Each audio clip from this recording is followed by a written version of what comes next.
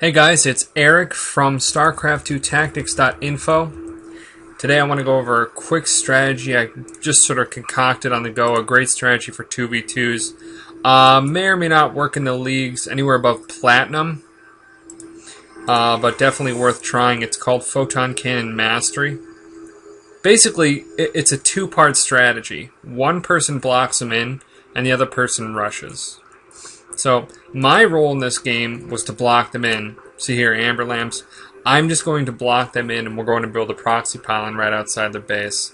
Now, this is a really risky strategy. I'm not sitting here pretending that, that it's one of the safer plays to make. It isn't. But if it's one you can pull off, and it's one that you can time right, then it can do amazing things for you in battle. I'm actually about to demonstrate that for you. Now what I do is I build up a barricade so that they can't get any units out other than these guys right here, which we didn't even know about until later in the game.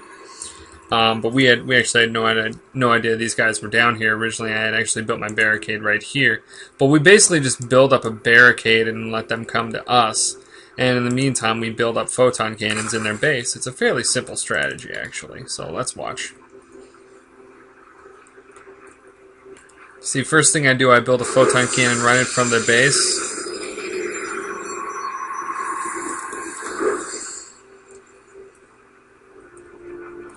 Now, how he didn't die, I have no idea. I've yet to watch this extensively. I don't know why he managed to live somehow. I think it was mainly just because he laid so many photon cannons. You notice here, he really got lucky making it into their base. Right? My partner, Rise Against, basically made it into the base because the Zerglings gave up. They thought that he had, he would be taken care of by the probes inside.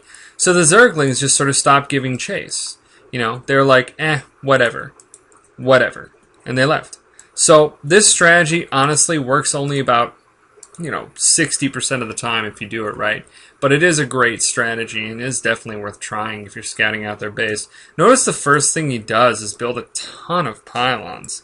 That's a really great strategy right there because it basically means that there's going to be too many for all these probes to take out. So let's see how it all plays out. You can see here he's building tons of these photon cannons. I don't know how he had managed to have enough minerals for all this, but it was phenomenally played out. And obviously right here, at this point, it's just, the game's over. I mean, there's too many photon cannons, too much going on at one time. They can't respond fast enough to this. These Zerglings are going to die, and this base is going to die. Just because when you get one of these drones in here and surround really effectively and use up a lot of minerals and build a lot of these cannons at once, it's just too much for them to handle. And you can see me, I'm down right here holding the base up and keeping everything, keeping everything stable so that nothing can really get in or out for the most part.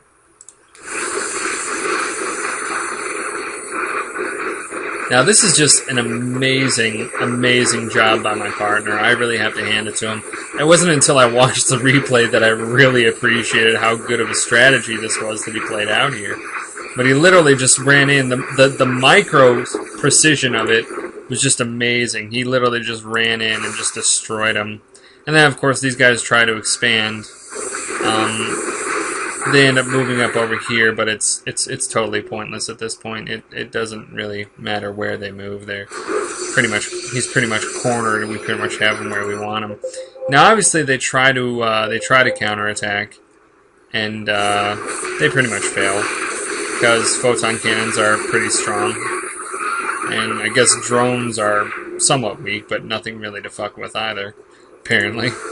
And he just keeps trying to get out units, but pretty much everything he sends out gets destroyed, because he's still sending out ground units, and he's, not very intelligent. So anything that makes it to my base or my partner's base at this point is pretty much nullified. You see here, by the time he sent everything out, it was just like whatever. And at this point in the game, I'm setting up base in the center camp to try and take this out so that he can't use it anymore, because I've figured out that it's there, and it can't even. I don't even want him to use it anymore. So basically, for this strategy, guys, your mindset should be, one guy goes into the base and one guy surrounds the base. I find that to work the best when you're in twos. And you can see here he pretty much left the game. Reason being, we basically had him totally locked in. It was just a matter of time before we got him. And this, to be honest with you guys, this wasn't a very good opponent to demonstrate this against, because they made two key mistakes. They did let someone get in beforehand. They did let a drone get in.